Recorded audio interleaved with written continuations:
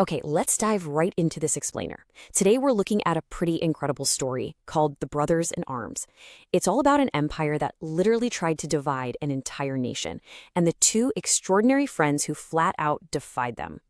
At its absolute core, this is a masterclass in lasting Hindu-Muslim unity and how their unbelievable brotherhood managed to overcome all the odds.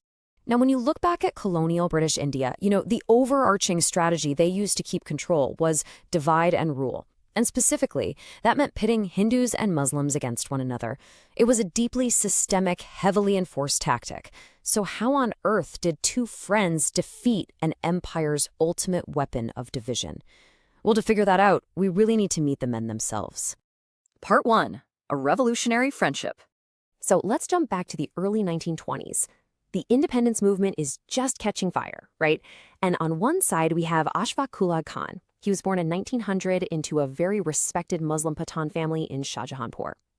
On the other side, we've got Prasad Bismil, a devout Hindu. Now, on paper, if you're looking through the British colonial lens, these two were definitely supposed to be enemies. But they were both key members of the Hindustan Republican Association, or HRA. They were fierce patriots who dreamed of a totally free nation, and this is the really beautiful part, they were both gifted Urdu poets. Khan wrote under the pen name Hasrat, and Ramprasad wrote under Bismil. So even though their religious backgrounds were totally different, their revolutionary ideals and their artistic souls were exactly the same. And honestly, this bond was incredibly deep. I mean, later on, when they were actually captured by the British and locked up in completely separate cells, far away from each other, they just refused to be broken.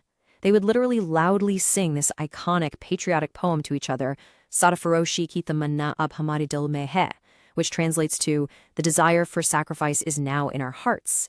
They'd hear each other's voices echoing through the thick prison walls and just laugh triumphantly.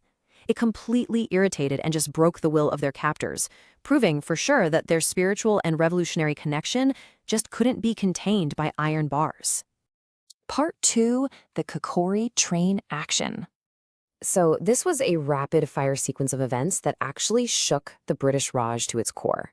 On August 8, 1925, the HRA held a really crucial meeting in Shahjahanpur. They desperately needed funds for arms and ammunition. And literally the very next day, August 9th, Khan, Bismil, and their crew executed the daring Kakori Train Action near Lucknow, successfully seizing government treasury money. Obviously, the British launched a massive manhunt.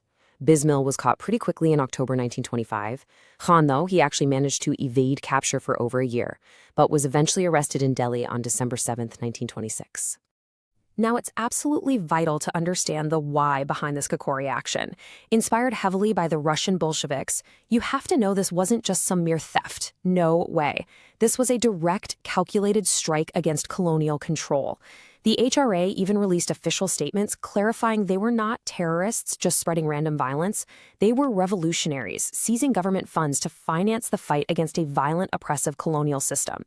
Interestingly, Ashfaqulla Khan himself originally hesitated about the whole plan. But you know what? Once his brothers in the HRA agreed, he committed fully. He was all in.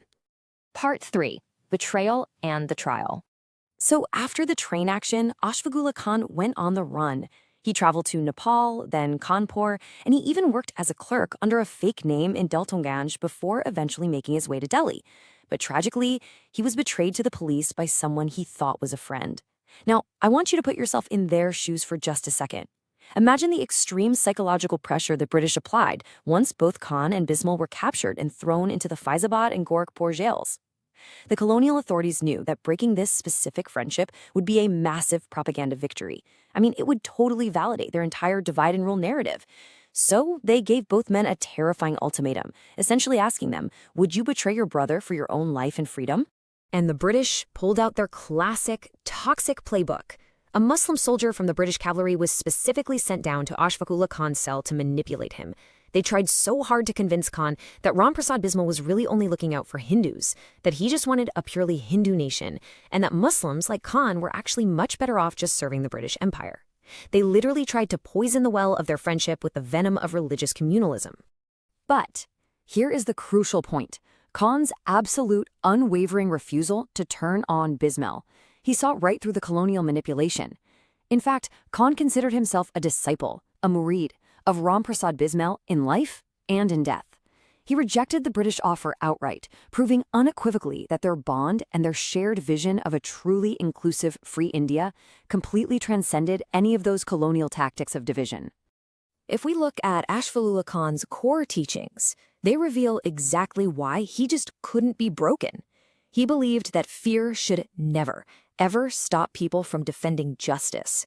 But above all else, he fiercely championed Hindu-Muslim unity, teaching that India belongs equally to people of all religions.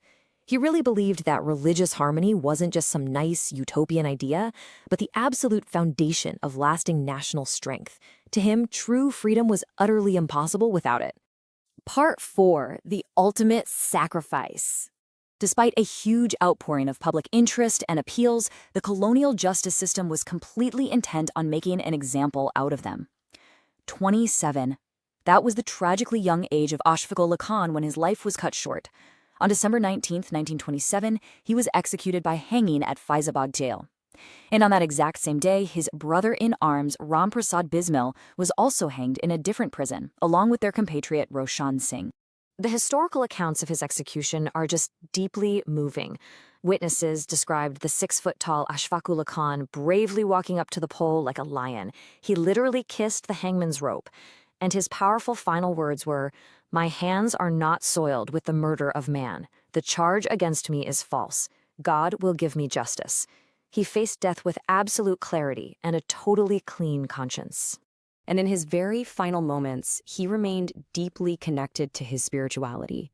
His final prayer, the Shahada, La ilaha illallah, Muhammad Rasulullah, which means there is no God but God and Muhammad is the messenger of God, was this beautiful testament to how he drew immense strength and peace from his faith, right up until his very last breath. Part 5. A Legacy of Unity. But we absolutely cannot leave this story at the gallows, because their deaths lit a massive fire under the whole revolutionary movement. Following the executions of Khan, Bismil, Lahiri, and Roshan, the organization didn't crumble. No, it evolved. The HRA officially espoused socialist and Marxist ideologies, actually changing their name to the Hindustan Socialist Republican Army, or HSRA, and they did this specifically to honor Khan and Bismil's fight against capitalist colonial interests and the exploitation of the poor. Ultimately, as Khan himself said, he was incredibly proud to give his life for his motherland. His sacrifice, hand in hand with his Hindu brother, became the defining, unassailable symbol of national integration. It forged a lasting Hindu-Muslim unity that completely outlasted the entire British Raj and laid a solid moral foundation for the independent secular nation that would eventually emerge a couple of decades later. So I want to leave you with this final, really provocative thought. The British Empire threw literally everything they had, prisons, propaganda, and the hangman's noose, at the friendship of Hazrat and Bismil, and they completely failed to break it. If two young poets could bridge the deepest, most systemically enforced divides to shake an entire empire, how can their extraordinary unity inspire us today? What arbitrary divisions in our own modern world do we need to overcome to forge a better future together? Keep that in mind as you go about your day. Thanks so much for joining me for this explainer.